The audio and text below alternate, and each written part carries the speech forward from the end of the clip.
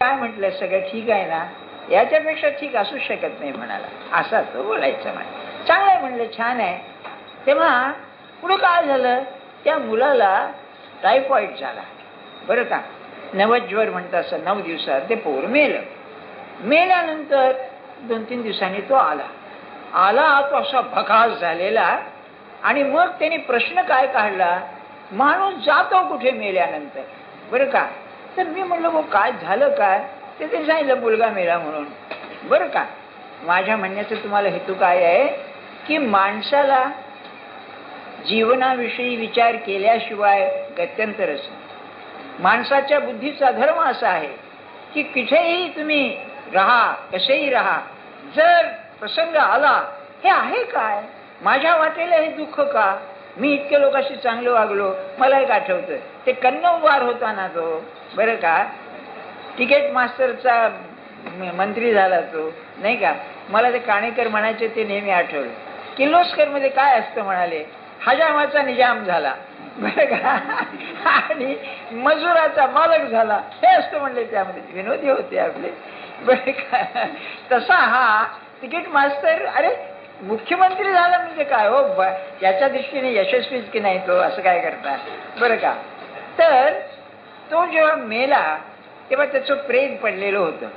तेव्हा तिथे ते पागे म्हणून होते नाही, ते समाचाराला गेले बरं का.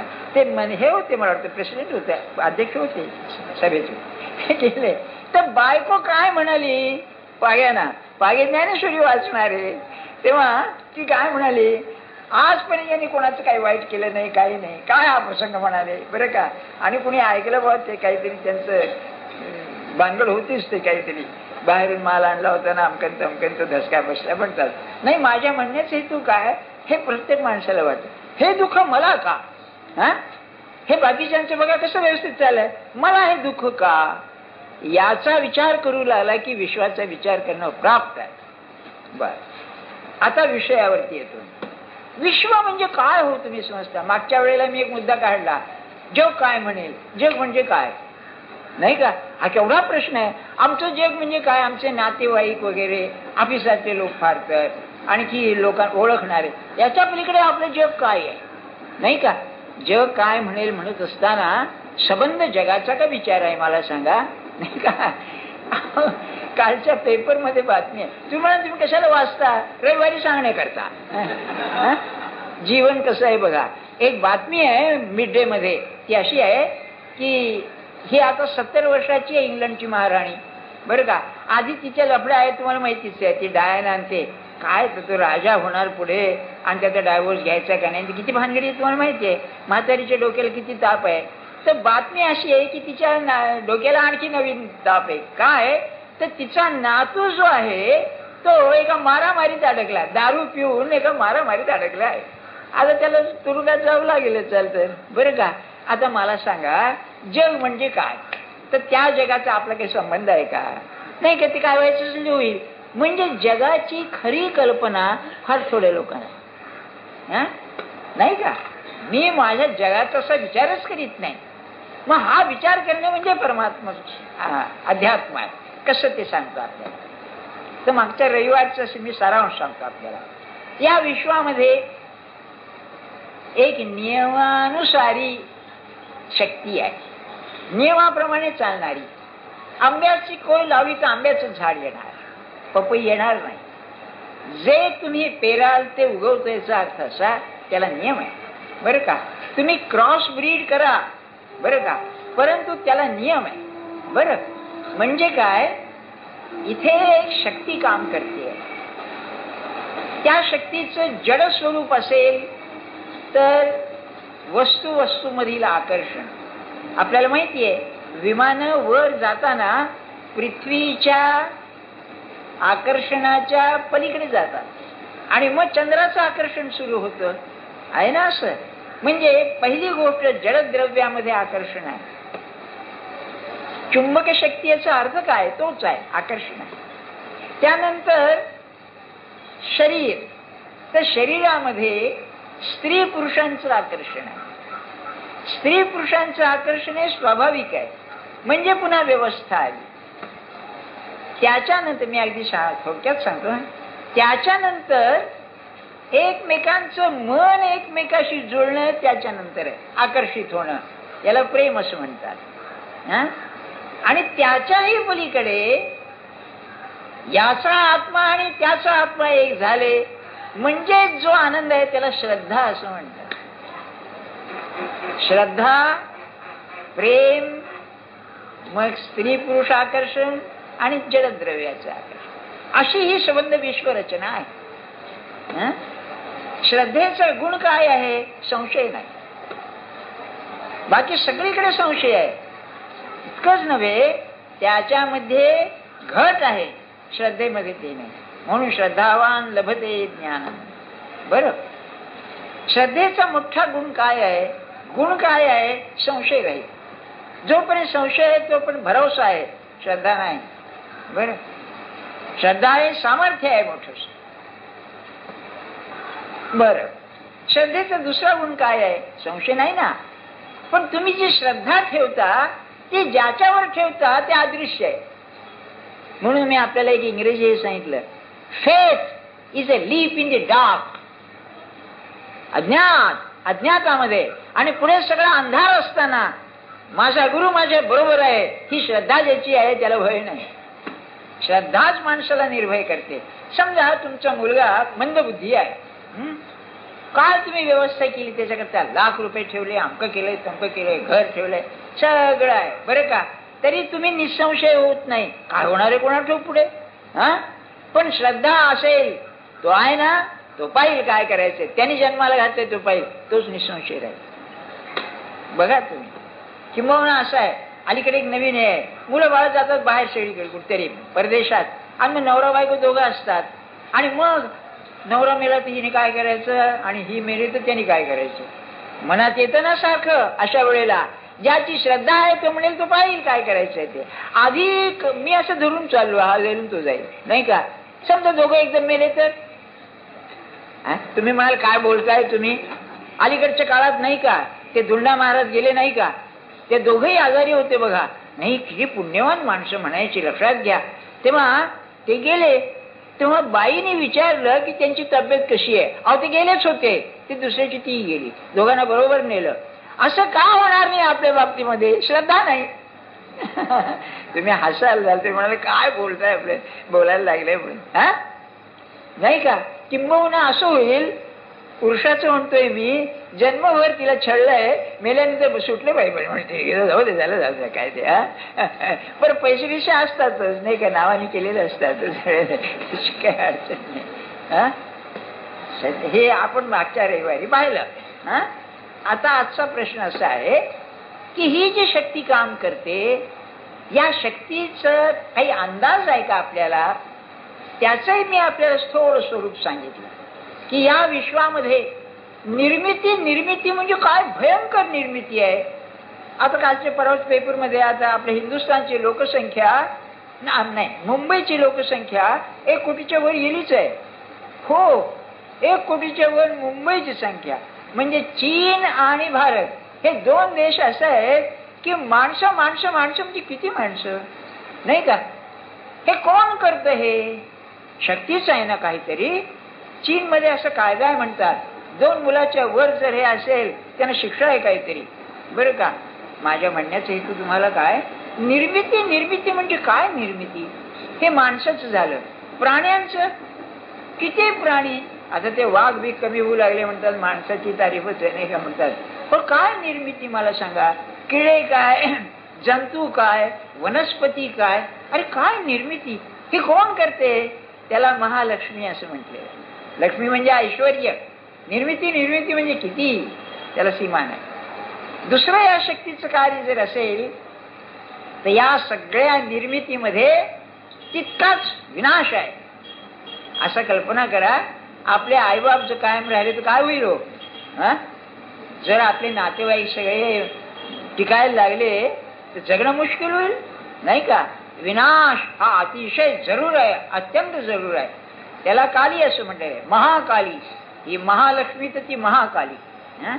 भले अलीकडे बाकी आपल्या संस्कृतीने सोय केली आहे, रोज ऍक्सिडेंट होतात आणि पुष्कळ माणसं मरतात, जखमी इतके होतात की जगतील की नाही कोणाला ठेव, रोजच चालू आहे. मला वाटते परमेश्वराची योजना आहे. आपण सापडू नये त्यात, नाही तर तुम्ही म्हणाला आपल्यावर नको तो प्रसंग. हा माझ्या म्हणण्याचा हेतू काय, कसा विश्वास आहे बघा. एकीकडे निर्मिती आहे, एकीकडे विनाश आहे. आणि हे सगळं होत असताना सगळं नियमानं चाललेलं आहे. म्हणजे ज्याचे त्याचे गुणधर्म फार बरोबर आहे. बघा, आपण मी आपल्याला एक उदाहरण पूर्वी दिलं होतं की आपल्या आयुर्वेदामध्ये वनस्पतींचे गुणधर्म दिलेले आहेत आणि ते गुणधर्म आजही लागू आहेत.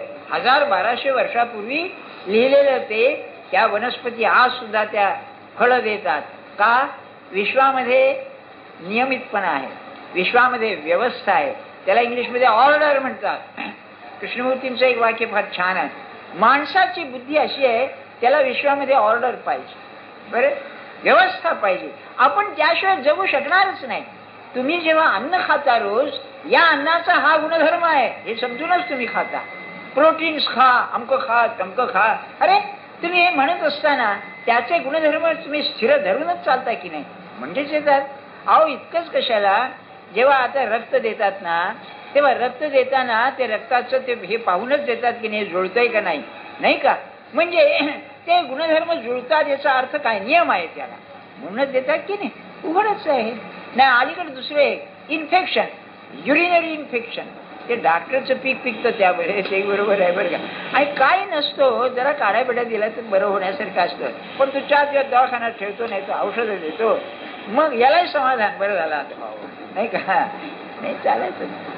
डॉक्टरचाही दोष नाही. एवढा दवाखाना, आधी पैसे भरून डॉक्टर होणार आणि मग पुन्हा दवाखान्यात थाटायला पैसे खर्च करणार, मग कोणा तुमच्या आमच्या खिशातून काढायचे झाले. हा त्याचा अर्थ आहे. आपल्याला त्यांच्याकडेच जायला लागणार आहे. हा लक्षात ठेवा, इथे फार डॉक्टर नाहीत, बरं आहे नाही का? आम्हाला नावं ठेवतात, शेवटी आमच्याचकडे आला की नाही म्हणणार अशा वेगळं सांगण्याचं हेतू काय, अशी व्यवस्था आहे. तेव्हा भगवंताला काय सांगायचंय तो मुद्दा आहे खरा, बरं का? भगवंताला असं म्हणायचंय, मया ततमिदं सर्वं जगद अव्यक्त मूर्तीना. हे जे दृश्य जग आहे, या दृश्य जगाच्या मागे एक अव्यक्त सत्ता आहे. मी ती अव्यक्त सत्ता आहे आणि त्या अव्यक्त सत्तेने हे सगळं चाललेलं आहे. वास्तववाद किंवा जडवाद, मटेरियलिझम किंवा रियालिझम इंग्लिशमध्ये, यांच्या उलट असेल तर हा स्पिरिच्युअल आयडियलिझम आहे. ते लोक हे मानित नाहीत. दृश्य हेच खरं आहे. हे लोक काय म्हणतात, या दृश्याच्या मागे माणसाचं शरीरात मन जसं आहे तसं एक मोठं मन आहे, कॉस्मिक कॉन्शियसनेस. ते हे सगळं चालवत आहे. त्याच्यावर विश्वासच ठेवावा लागेल. म्हणून श्रद्धेचा प्रश्न भगवंतांनी काढला 9व्या अध्यायात, किंवा हे सगळं चाललेलं आहे, हे तुझं नाही, माझं नाही, जगातल्या शक्ती नाहीत, एक अज्ञात शक्ती आहे जी अव्यक्त आहे आणि ती ही सगळं घडवून आणते आहे. बरं, हा त्यातला भाव आहे. ते जे घडवून आणते त्याला भगवंतांनी आपलं ऐश्वर्य म्हटलेलं आहे. काय या विविधता आहे या विश्वामध्ये, किती नियमबद्धता आहे, युगनयुग गेली तरी ते चालू आहे, बरोबर चालू आहे. काय असेल आश्चर्य करण्यासारखी गोष्ट आहे. इतकंच नव्हे, मानवी समाजामध्ये सुद्धा तुम्हाला आढळून येईल की ह्या गोष्टी घडतात. एक उदाहरण सांगतो आपल्याला. अरिस्टॉटलने सुवर्ण मध्याचा नियम काढला. हे नरसोबा केळकरांनी केलेलं गोल्डन मीन, बरं का? जीवन कसं आहे, त्याच्यामध्ये मध्य पाहिजे. कसं मध्य पाहिजे? फार शूर नको, फार भित्रा नको, फार श्रीमंत नको, फार गरीब नको. अरिस्टॉटलने असं म्हटलंय, मानवी समाजात फार निरोगी माणसं जर समाजात झाली तर अनाचार करतील, म्हणून थोडी रोगी माणसं पाहिजेत. बघा नाही का? म्हणजे त्यांना मग दुसऱ्या शरीरात भोग भोगण्याशिवाय काही ध्येय राहणार नाही. म्हणून फार सुखी किंवा फार दुःखी असं नाही, सुवर्णमध्ये पाहिजे. आणि मानवी जीवन बहुतेकांचं असंच असतं. थोडी माणसं ज्यांना दुःख एकदा मागे लागलं की जन्मभर टळत नाही, पण बहुधा सामान्य माणूस असेच असतात. बरं का? सांगण्याचा हेतू काय, तर याचा निकाल लावण्याकरता भगवान आता सांगतायत. मला ही कल्पना होती आपल्याला वेळ लागणार, आता त्या ओव्या बघा त्यांच्या ज्ञानेश्वर महाराजांच्या. हे गगन जेवढे जैसे पवनहू गगनी तेवढाची दिसे, सहजे हालवलिया वेगळा दिसे, येरवी गगन तोचितो. दृष्टांत असा घेतलाय, हे संबंध विश्व जे आहे आकाशात आहे, त्याच्यामध्ये वायू आहे, पण तो वायू स्थिर असताना काही दिसत नाही, तो हल्ला की दिसतो. तसं हे जे अव्यक्त आहे, हे अव्यक्त असताना आकाशासारखं आहे. त्यामध्ये व्यक्त आल्यानंतर मग त्याची कल्पना येते. आणि साधू संतांचं सगळं लक्ष जर असेल तर त्या अव्यक्ताकडे आहे, व्यक्ताकडे नाही. बरं, म्हणजे याला उत्तम उदाहरण सांगतो. आपल्या जीवनात पुढे काय घडणार आहे कोणाला कल्पना आहे? ज्योतिषी जाऊ द्या, अरे हो तेही सांगायचं राहिलं. पेपरमध्ये असं आहे, तो नवीन पंतप्रधान आला, तो ज्योतिष पाहून आला, आणि तो जुना जो आहे तो म्हणतो मी 10 तारखेला जाईन, कारण तोही ज्योतिषी पाहतो. काय बा हे नाही? राष्ट्रीय पातळीवर कसं विचित्र आहे नाही का, तुम्हाला वाटत नाही काय? मग म्हणजे हा म्हणणार मी पंतप्रधान का झालो, माझे ज्योतिष चांगलं आहे म्हणून, ग्रह चांगलेच म्हणून, असंच म्हणणार की नाही? हा, अरे घरात राहायचं काय आणि बाहेर जायचं काय असं. पण बघा, सत्ता सोडणं फार कठीण आहे. पैसा आणि सत्ता फार कठीण. माझ्याजवळ 2 फोटो आहेत वर्तमानपत्रात आलेले. हा रीगन होता ना, अमेरिकेचा अध्यक्ष, 2 त्याला हे मिळाल्या संधी. 10 वर्ष हा होता व्हाईट हाऊस मध्ये. ते जेव्हा त्याची टर्म संपली, कारण तिसऱ्यांदा उभा राहता येत नाही तिथे कायद्यानं, ते नवरा बायको रडायला लागले. त्याचे फोटो आहेत. काय बुवा, काय हो, मग आपण ऑफिसातून रिटायर झालो रडत बाहेर यायचं का? सुपरिंटेंडेंट असला तर रडत बाहेर यायचं का? काय सत्ता सुटणं कठीण आहे बघा. छे छे छे. नाही, परमार्थाचे आड कसं येतं हे बघा. आणि मला वाटतं सासू सुनेचं जे वाचतं त्याचं कारण सत्ता सोडायची तयारी नाही सासूची. क्षमा करा आपल्या, बरं का? आता तुझा काळ आहे काय, होऊ दे काय नाही, आणि कमी जास्त राहायचं जो सगळं. पुष्कळ वेळेला मुलांच्या मध्ये आणि बापामध्ये बेबना होते, याचं कारण आहे बाप सत्ता सोडित नाही. आणि आपल्याकडे मनुचा आज्ञा आहे, प्राप्ते तू 16 वर्षे पुत्रे मित्रवत आचरे.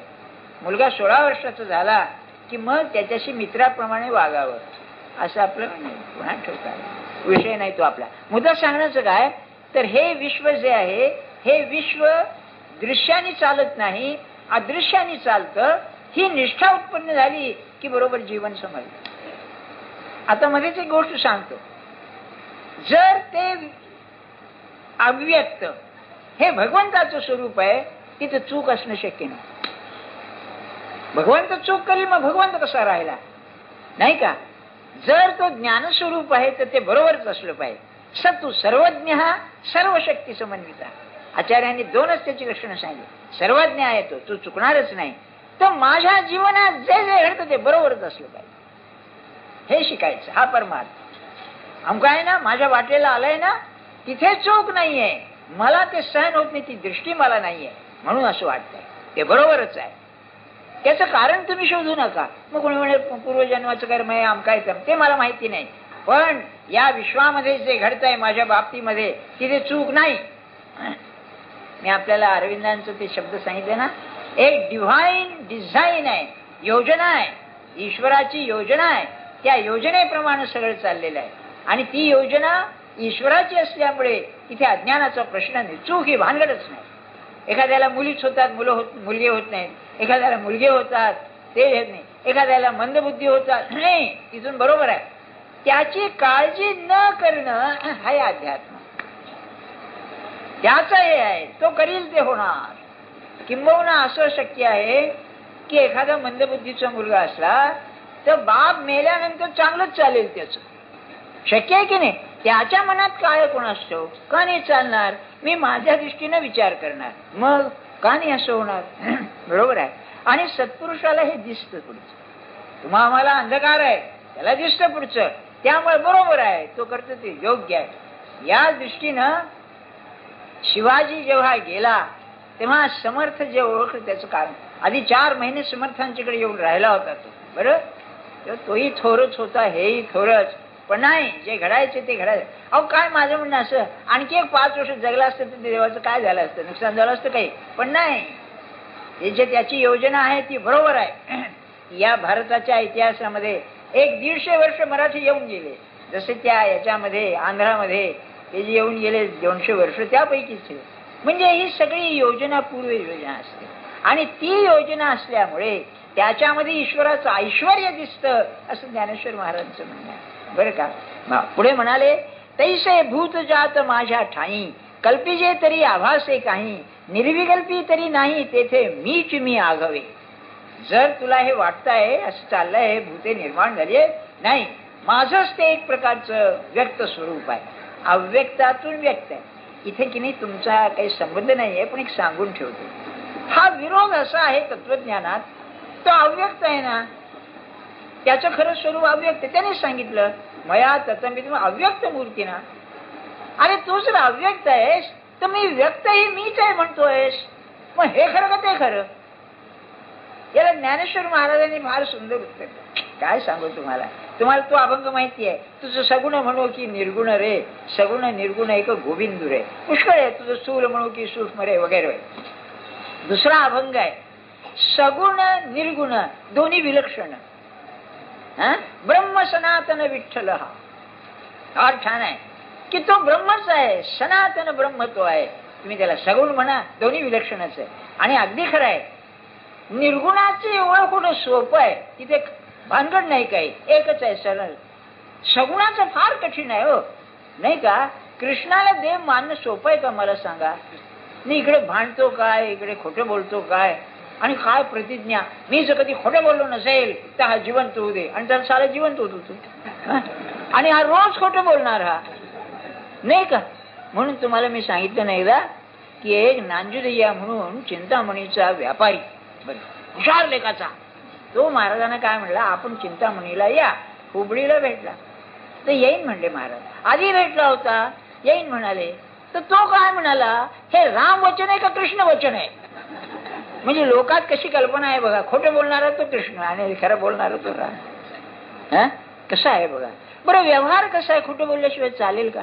नाही डॉक्टर, विचार करा, एक मनुष्य आता मरणार आहे बरं, काय कोणी घरातले म्हणते तसं काय बरं वाटेल, तुम्ही काळजी करू नका, आणि तो जाईपर्यंत संपतो इकडे, पण खरं सांगता येईल का मला सांगा? वेड्यासारखं आहे ते, नाही का? अहो साधी गोष्ट, एखादा मनुष्य वेडा असल्याने त्याला वेडा म्हणलं तर खपत नाही, असं नाही का? मग म्हणजे सांगण्याचा हेतू काय, हे असं दृश्य जे आहे ते त्याचं ऐश्वर्य म्हणायचं म्हणजे काय? हा विरोध आहे, माणसाच्या बुद्धीला न पटणारा विरोध आहे. याचं की नाही मला कल्पना आहे, 1-2 मिनिटात आवडतं मी. एक लायबनिज नावाचा अतिशय बुद्धिमान जर्मन तत्वज्ञ होऊन गेला बरं का. तो काय म्हणतो, ईश्वराच्या पुढे जगत निर्माण करताना त्याच्या पुढे पर्याय होते, ऑल्टरनेटिव्ह. हे जग निर्माण करू का, हे जग निर्माण करू का, हे करू का, हे करू. ते जे ते पर्याय होते त्यापैकी सर्वात उत्तम पर्याय शोधला त्यांनी आणि हे जग निर्माण केलं बरं का. The best of all the possible world सगळ्यातलं. तेव्हा त्याला वॉल्टेरने उत्तर दिलंय, फ्रेंच. तो हा विलक्षण होता वॉल्टर, म्हणजे अतिशय सारख्याशी देणार. तो काय म्हणाला की जर ईश्वरासमोर अनेक पर्याय होते आणि त्याला हा पर्याय उत्तम वाटला तर त्याच्या बुद्धीची कीव करायला पाहिजे, त्या ईश्वराच्या बुद्धीची कीव करायला पाहिजे. इतकं दुःख आहे याच्यामध्ये, म्हणजे काय म्हणायचं, नाही का? हे कठीणच आहे हे दुःख. असं का? यामध्ये भारतीय तत्वज्ञ फार हुशार निघाले. कुणी स्वर्ग लावला, ते इस्लाम धर्मामध्ये, ख्रिश्चनमध्ये स्वर्गन फिरगन ते काय, ख्रिश्चन धर्मामध्ये ओरिजिनल सीन म्हणून असतील. सुरुवातच म्हणले ते 2 जण त्याला हाकलून दिलं स्वर्गामधून आणि ते खाली आल्यावर ते पाप झालं आणि ते असे. हे म्हणाले असं नाही, ईश्वराचा काय संबंध आहे म्हणाले, इथे तुमचं कर्मच तुम्हाला बाधत आहे. म्हणजे ते ईश्वराला मोकळा करून आपल्या बोडक्यावरती घालतं त्याने सगळं बरं. काय विषय निराळा आहे तो कर्माचा, पण ही जास्त हुशारी आहे. म्हणजे त्याचं काही नाही, तो नुसतं पाहतो म्हणाले. 2 पक्षीपैकी तो नुसतं पाहतो, हा भोगतो लेखाचा, आणि तो सांगतो त्याला, अरे तू माझ्याकडे ये. तो काही येत नाही आणि आपलं दुःख भोगत बसतो बरं का. तर भगवंताचं हे जर ऐश्वर्य असेल तर ती पाहण्याची दृष्टी असेल ना, ती सत्पुरुषाला असते, आणि ती दृष्टी आपल्याला यावी म्हणून साधन करायचं. वा, कबीराने म्हणलंय ना, विहसी हसून वाह वाह ही लेहू. हसून वाह वाह, काय तुझं आहे, म्हणून शीख धर्मामध्ये त्यांनी मंत्रच बोलवला, वा हे गुरु, वा हे गुरु, हा त्यांचा मंत्र आहे की तू करशील ते ना बरोबरच आहे, तू करशील ते उत्तमच आहे, तू करशील ते चांगलंच आहे. हे ऐश्वर्य जे आहे ते ऐश्वर्य पाहायला शिकणं म्हणजे अध्यात्म आहे. मग काय होतं शेवटी बरं का, ते ऐश्वर्य दिसू लागल्यानंतर आश्चर्यवत पश्यती कष्टिदेनम. हा काय हे आहे गीतेचा श्लोक आहे ना दुसरा, पाहून असं वाटतं आहे. आश्चर्यवत वदती तथैव चान्या, तो सांगत सुटतो सगळं ऐश्वर्य. ऐश्वर्यवत चैनमन्य शृणोती, आणि दुसरा परमेश्वराचं हे सगळं ऐश्वर्य ऐकतच बसतो. आणि हे तिघही पाहणारे, बोलणारे, ऐकणारे, हे सगळ्यांना तो नैव कष्टी, त्या कोणाला कळतच नाही हे काय आहे, कारण तो माणसाच्या बुद्धी पलीकडे आहे. आता पुढच्या रविवारी पुढचा विषय सांगेल. जानकी जीवन स्मरण जय जय राम, रघुपती राघव राजा राम, पतित पावन सीताराम.